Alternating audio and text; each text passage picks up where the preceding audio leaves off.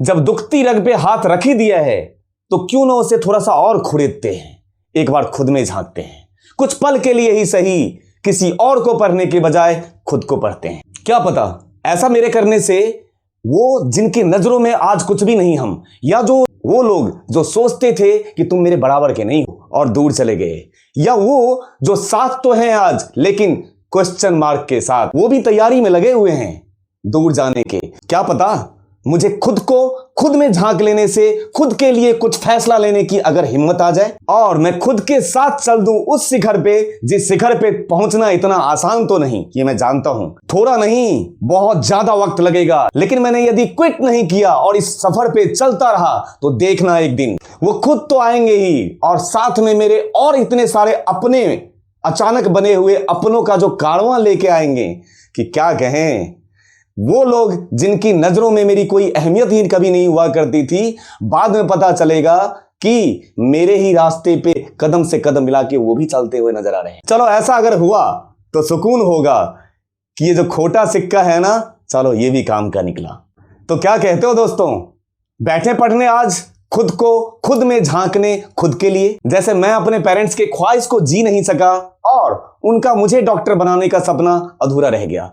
चलो शुक्र है मुझे उसी वक्त और उनको अब जाके ये समझ में आ गया कि अच्छा हुआ नहीं बना, नहीं तो सोचिए जरा मैं अगर डॉक्टर बन जाता तो उन मरीज का क्या होता। ऐसे ही अब एक बार आपकी दुखती रग पे हाथ रखते हैं। मैं चाहता था बीटेक नहीं करना, लेकिन पापा ने क्या बोला कि बीटेक ही करना है।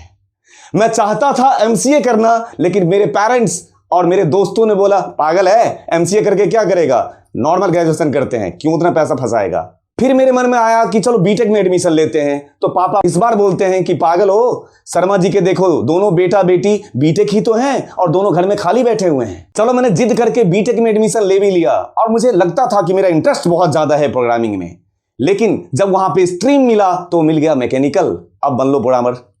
मैं सिविल इंजीनियर बनना चाहता था, जब कॉलेज में स्ट्रीम मिला वो मिला मैकेनिकल। प्रोग्रामिंग करने से हमेशा दूर भागता रहा, लेकिन बीटेक में आके स्ट्रीम मिल गया आईटी, स्ट्रीम मिल गया कंप्यूटर साइंस। ऐसे में अगर मैंने कंप्यूटर साइंस से, अगर मैंने आईटी से बीटेक कर भी लिया तो आप सोच के देखना वो जो प्रोग्रामिंग जैसी वर्ड है वो तो मेरे सर के ऊपर से निकल जाती है। एमसीए कर लिया, प्रोग्रामिंग का पी नहीं पता मुझे। पता है जब कॉलेज में था और कैंपस ड्राइव चल रहा था, प्लेसमेंट सीजन चल रहा था, प्लेसमेंट मेरा होने ही वाला था कि उसी साल रिसेशन आ गया और मार्केट में जॉब की कमी आ गई, मेरी जॉब नहीं लगी। अरे यार कितना वेट करता, सोचना जरा, क्यों वेट करता मैं, साल नहीं खराब हो जाता मेरा। मैंने भी खट से कॉल सेंटर ज्वाइन कर लिया तब तक, लेकिन क्या कहें वो तब तक तो अब तक चलता आ रहा है। और अब तो कभी कभी याद आता है कि मैंने बीटेक या एमसीए किया था।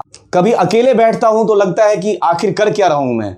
फिर सोचता हूं कि ऐसे लोग, ऐसे मेरे फ्रेंड जिन्होंने अपने इंटरेस्ट की चीजें की, जिन्होंने अपने इंटरेस्ट का डिग्री कर ही लिया, आज वो अगर वो जॉब में है तो क्या वो वही काम कर रहे हैं जिस इंटरेस्ट का उन्होंने डिग्री किया था, बीटेक किया था या एमसीए किया था, और डेजिग्नेशन भी मिला था सॉफ्टवेयर इंजीनियर का।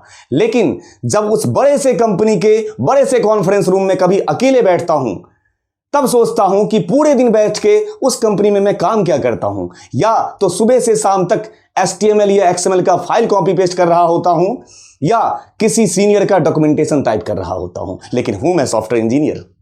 पोजीशन थमा दिया डेटा एनालिस्ट, सीनियर एनालिस्ट, और एनालिसिस का ए नहीं यूज करने देते हैं। डेजिग्नेशन कुछ और काम हम कर रहे हैं कुछ और। ये मेरा नहीं, ये हम में से 90% लोगों का यही हाल है। इसलिए आजकल के पेरेंट्स बड़े बड़े कंपनियों में कि लड़का सॉफ्टवेयर इंजीनियर है, ये वर्ड सुन के ही डर जाते हैं कि पता चला बेटी की शादी करा दी और बाद में पता चले कि दूल्हा जी का जावा, .NET, PHP, एंड्रॉयड, इससे तो कभी दूर दूर का नाता ही नहीं रहा है।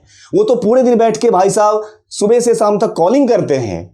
तो दोस्तों कंक्लूजन भी ये है और मेरी आप लोगों से गुजारिश भी ये है कि सबसे पहले जिंदगी में अपना प्रोफाइल ठीक करना होगा। हमें सबसे ज्यादा फोकस, सबसे ज्यादा इंपॉर्टेंस जो है वो प्रोफाइल का है। हाँ ये बात जरूर है कि इनिशियल स्टेज में बहुत अजीब लगेगा, हमें लगेगा कि यार इतना ज्यादा पढ़ लिख के इतना फिर पढ़ा लिखा क्यों, जब यही 5,000 रुपए की स्टाइफन बेस्ड जॉब करनी थी तो कि अब मैं क्या 5,000 की जॉब करूंगा, इतना पैसा मैं अपनी इंजीनियरिंग में लगाने के बाद। लेकिन ये याद रखिएगा कि इस 5,000 से 50,000 का सफर तय करने में 4 साल भी नहीं लगेंगे। 3 से 4 साल में मैं 5 से 50,000 तक का सफर तय कर सकता हूं। और मेरे वो दोस्त जो उस टाइम जिनकी 15,000 सैलरी थी और मेरी 5,000 थी, उस 4 साल के बाद भी 15 से 20 के बीच में घूम रहे होंगे। आगे करना क्या है यह फैसला अब मैं आपके ऊपर छोड़ रहा हूं।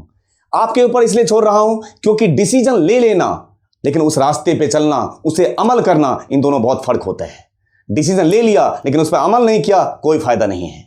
या तो आप जो आज हैं या जो आज कर रहे हैं वही सही है, आपको बदल कौन सकता है? मैं कितना भी मोटिवेट कर लूं आपको बदल नहीं सकता मैं, जब तक आपके खुद के जहन में खुद डिसाइड करने की खुद कैपेबिलिटीज नहीं आ जाती है।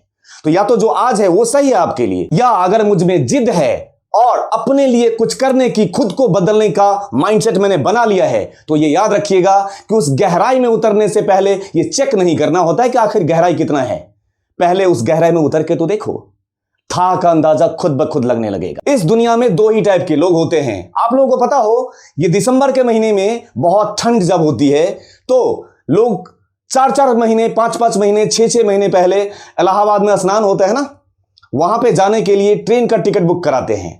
क्या करने के लिए? टारगेट क्या था? इलाहाबाद में गंगा स्नान करने के लिए जाते। इतनी भीड़ में उस ट्रेन से सफर करके, इतने ज्यादा जद्दोजहद करके गंगा स्नान करने पहुंचते हैं, और वहां पे जो कैटेगरी 1 वाले लोग होते हैं और कैटेगरी 2 वाले जो लोग होते हैं, सब फर्क बताने की कोशिश करता हूं। जो कैटेगरी 1 वाले लोग होते हैं, अब पहुंचे क्या थे? टारगेट क्या था? स्नान करना था।